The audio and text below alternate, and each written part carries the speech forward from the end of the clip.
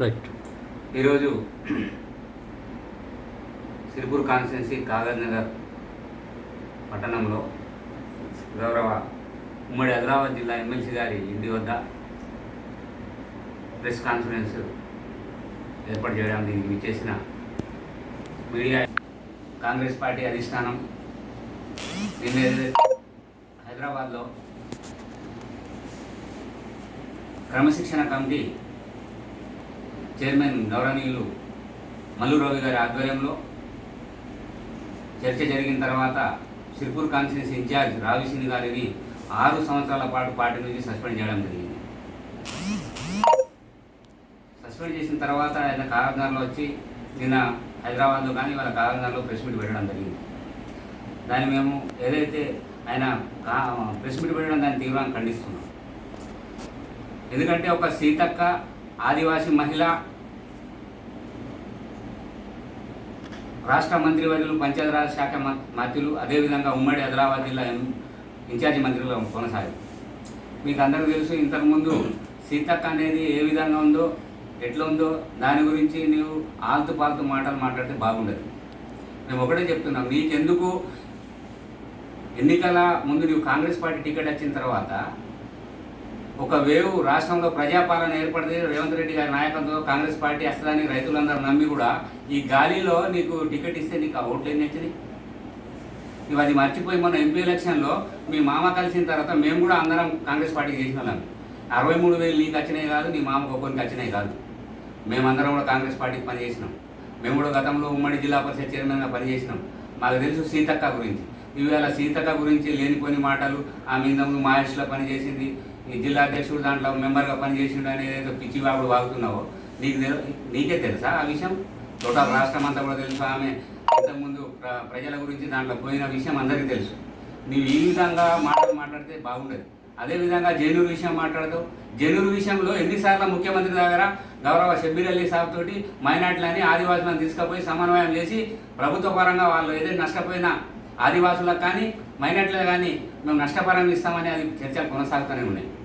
నీవు ఇన్ఛార్జిగా ఉండి ఏం చేసినావు? ఇప్పటి వరకు 4 టర్ములు ఎమ్మెల్యేగా పోటీ చేస్తే ఎప్పుడు కూడా డిపాజిట్ రాలేదు. నువ్వు వార్డు మెంబర్ గెలవను, సీతక్క గురించి మాట్లాడతావా? ఒక ఆదివాసీ బిడ్డ నువ్వు ఖబర్దార్ అని ఇంతకుముందు కూడా మేము చెప్పినాం. ఏదైతే ఎమ్మెల్సీ గారి ఇంటి ముందట వచ్చిన తర్వాత నువ్వేం మాట్లాడినావు? సీతక్క గురించి మాట్లాడేంత ఇది ఉన్నావు. ఇలా సీతక్క రాష్ట్రంలో దేశంలోనే ఒక పొజిషన్లో ఉన్న సీతక్క గురించి, ఒక ఆదివాసీ బిడ్డ గురించి నువ్వు ఓర్వలేక నువ్వు అహంకారంతో మాట్లాడుతున్నావు. సీతక్కని అహంకారం గురించి మాట్లాడుతున్నావు. ఇలా ఉమ్మడి ఆదిలాబాద్ జిల్లా అంటే ఆదివాసుల జిల్లా. ఆమె అందరినీ సమన్వయం చేయడానికే ఈ జిల్లాకు ఇన్ఛార్జి మంత్రిగా కావాలని వచ్చింది. ఇవాళ ఆమె మీద నెపంతో నువ్వెందుకు ఆమె మీద కక్ష పడినావో మాకు తెలుసు. మేము ఇక్కడ కాబట్టి మాకు తెలుసు. ఏదైతే నీ జనరల్ అదే కంపెనీ గురించి, జిందల్ కంపెనీ గురించి నువ్వు ఏదైతే పర్మిషన్ కావాలని సీతక్క ఎంపీ ఎలక్షన్ అయిన తర్వాత సీతక్క వెంబడి పడ్డావు. ఇక్కడ టైగర్ జోన్లో ఉన్నది, అది ఏజెన్సీ ఏరియాలో ఉన్నది, జనరల్ ఏరియా ఉన్నది.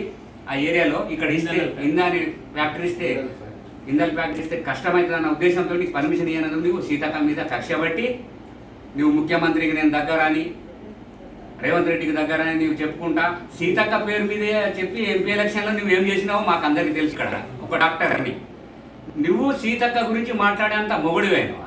నువ్వు వార్డు మెంబర్ గెలవనోనివి, 3 టర్ముల ఎమ్మెల్యే, రాష్ట్ర మంత్రివర్యులామె, ఒక ఆదివాసీ బిడ్డ ఖబర్దార్ మాట్లాడు. ఇంకోసారి ఈ విధంగా ఆదివాసుల విషయంలో ఒక్క పక్షాన ఆదివాసులకు సపోర్ట్ చేసింది జనూరులు అని చెప్తున్నావు. ఆదివాసులకు కాదు.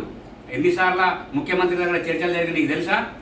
ఇవాళ మైనార్టీ మంత్రి వర్యులు ఎవరైతే షబ్బీర్ అలీ గారు వాళ్ళందరూ కూడా ఒక అడాక్ కమిటీ చేసి దీని మీద చర్చ చేయడం జరిగింది. వాళ్ళకి అన్యాయం జరగవద్దు, మనం హిందువులం ముస్లింలు కలిసి ఉన్నాం, ఇప్పటివరకు ఇటువంటి జరగలేదు, జరగవద్దని మేము కూడా బాధపడుతున్నాం. అందరూ కూడా వాళ్ళకి మైనార్టీ ఎవరైతే నష్టపోయిందో వాళ్ళకు కూడా అన్యాయం జరగకుండా వాళ్ళకి ప్రభుత్వ పరంగా సాయం చేద్దామన్న ఒక ఆలోచనతో ప్రభుత్వం చేస్తూ ఉంటే నువ్వు ఎక్కడ ఉంటావో, నువ్వు ఇన్ఛార్జ్ అయిపోయిన తర్వాత, నువ్వు ఓడిపోయిన తర్వాత నువ్వు ఎట్టుపోతావు ప్రజల పక్షాన. నువ్వు 20 సంవత్సరాల నుంచి 4 సార్లు పోటీ చేసినావు. ఎప్పటికీ ప్రజల పక్షాన ప్రజలకు ఏం చేసినావో సిరిపూర్ కాన్స్టిట్యున్సీ కార్యకర్తలకు ప్రజలకు అందరికీ తెలుసు. కానీ నువ్వు అడ్డుతుట్టి మాటలు ఎండికతో సమానం. ఒక మహిళని పట్టుకొని ఈ విధంగా మాట్లాడితే నువ్వు కరెక్ట్ కాదు. నీ సంస్కారం ఇదేనా? నువ్వు 4 సార్లు ఎమ్మెల్యే పోటీ చేసినావు బీపాం మీద. నీకు సంస్కారం లేదా? నువ్వేం ఏ తీరుగా నువ్వు ఆంధ్రోడివని ఈ విధంగా మాట్లాడుతున్నావు? ఏం మాట్లాడుతున్నావు నువ్వు? అసలు నీ వార్డు మెంబర్ కలలేదు, నీకు అసలు సంగతి తెలియదు, రాజ్యాంగం విషయం కూడా తెలియదు. నువ్వేం మాట్లాడుతున్నావు? నువ్వు ఇంకోసారి పిచ్చి పిచ్చిగా ఇట్లా వాగుడు వాగే సీతక్క గురించి మాకు తెలుసు, ఆదివాసుల గురించి. ఆదివాసులు ఒక్కసారి మనుషులు వచ్చి మా ఆదివాసులకు అన్యాయం జరుగుతుందని గింట అయితే ప్లాన్ బి గింట మేము అమలు చేసే బిడ్డ నువ్వు ఇక్కడ ఉండలేవు కాగజ్ నగర్లో. నువ్వు పిచ్చి పిచ్చిగా మాట్లాడవు. నీ స్వలాభం కోసం కంపెనీకి పర్మిషన్ ఇవ్వకపోతే ఇవాళ సీతక్క మీద కక్ష పెంచి ఈ విధంగా వీళ్ళందరూ సీతక్క మీద కాంప్లైంట్ చేసిన విషయం కూడా మాకు తెలుసు. దయచేసి ఏదైతే నువ్వు మాట్లాడినావో ఈ విషయాలన్నీ కూడా నువ్వు క్షమాపణ చెప్పాలి. ఎందుకంటే ఈ విధంగా నువ్వు మాట్లాడు సరైన పద్ధతి కాదు. ఇలా కాంగ్రెస్ పార్టీ ఒక నిర్ణయం తీసుకున్నది, దానికి గౌరవ చైర్మన్ మల్లురావు గారి ఆధ్వర్యంలో ఇటువంటి 6 సంవత్సరాలు ఇటువంటి వాళ్ళని జీవితంలో కూడా పార్టీలు తీసుకోవాలి. ఎందుకంటే నువ్వు పార్టీతో నాకు సంబంధం లేదు, అది లేదు, ఇది లేదు అని మాట్లాడుతున్నావు. బాగా ఎలక్షన్ వస్తే చూసుకుందాం. ఇటువంటి ఎలక్షన్లు మేము బొచ్చడి చూసినాం. ఎలక్షన్ల గురించి నువ్వేదో తప్పటి తుప్పటిలాగా మేము భయపడటం కాదు. మేము కూడా కావాలంటే ఏదంటే అది చేయడానికి సిద్ధంగా ఉన్నాం. బిడ్డ నువ్వు సీతక్క విషయంలో కానీ, ఆ పార్టీ విషయంలో కానీ, ఎమ్మెల్సీ గారి విషయంలో 63,000 ఓట్లు ఎట్లా వచ్చినాయా? నీకేం 8,000 వస్తాయి, ఎంపీ ఎలక్షన్ 63,000. సీతక్క ఇన్ఛార్జి ఉంది. ఆ రోజు మీరు ఏం చేసిందో, మీ మామ నువ్వు కలిసి ఏం చేసిందో కూడా మాకు తెలుసు, పార్టీకి తెలుసు. ఆ రోజు మేము కూడా కాంగ్రెస్ పార్టీలో పనిచేసినాం ఎంపీ ఎలక్షన్లో. అవన్నీ ఏదో మాటలు నీకు 63,000 నీకు వస్తే నీవు ఆగటం నువ్వు కాదు, మాకు తెలుసు అన్నీ. నువ్వు ఏదైతే మాట్లాడిన విధానాలు అవన్నీ బేషరతుగా నీకు సస్పెండ్ చేసినారు. మేము సస్పెండ్ చేసిన చైర్మన్ గారికి ప్రత్యేక అభినందనలు తెలియజేస్తున్నాం. ఇంకో ముందు ఇటువంటివి కావద్దు. కాంగ్రెస్ పార్టీలో స్వేచ్ఛ ఉన్నదని ఇష్టానుసారంగా మాట్లాడతారు. దయచేసి క్రమశిక్షణ కమిటీ ఇటువంటి నిర్ణయాలు తీసుకుంటే మేము